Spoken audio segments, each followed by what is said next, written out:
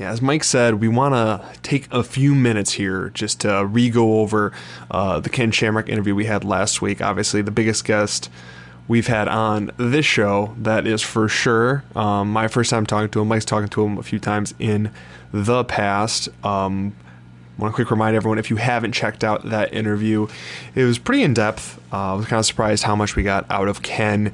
You can check that out on our podcast feed.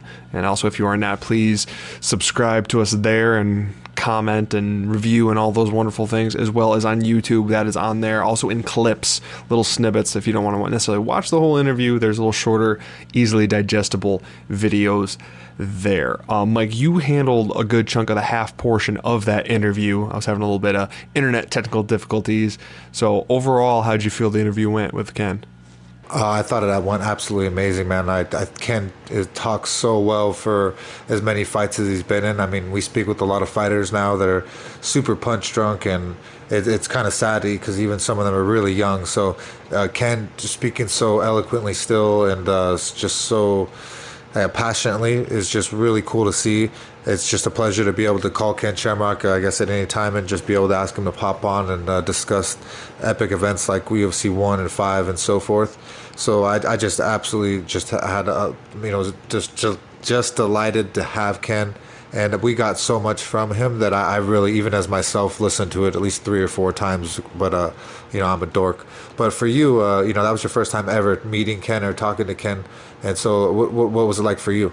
I would second just being impressed with how clear he was in speaking. Very articulate, which in general not all fighters are, let alone after such a long career as him. And it's just impressive how much stuff he still has going down the pipeline. The upcoming book, the bare knuckle fighting he's involved with, professional wrestling. He still has like 3 or 4 jobs, which is 3 or 4 more jobs than most UFC vets have. So that is beyond impressive, and with how quick he was able to hop on with us and the commitment to be able to do that in the future. And obviously it's great the connections that we have both with him and actually you having in the past, both with your brother and the training camp and everything like that. I'm trying to think, I'm like, in all seriousness, we could probably go back and in a few weeks from now, or maybe in a few months, we could revisit, maybe talk to Ken again, and because he was in so many other great MMA events, so like other than like the UFC 1 and 5, which obviously we talked to Ken about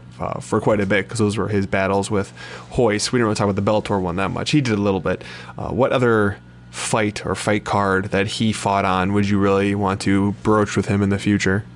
I believe it was UFC 6 or 7 is when he won he was a super fight champion, and I think it was Dan Severn. So I think that one would be really cool to talk about. Not many people got to beat him, and they both had similar styles back then, which was kind of rare. No, that would definitely be a good one, probably that one, and then we could probably come up with one of his Pride fights and bring that all together, and probably not cover more than 2 events with him when we do talk to him, because obviously he has so much insider info on those that you don't want to like cheapen what he has by throwing too much at him, because then you miss the little minutia there. That's so entertaining. Well, obviously that was a great interview for us, and so please go check that out if you haven't yet. If you like this clip, remember to like, subscribe, and comment. We want to hear from you. Let's roll.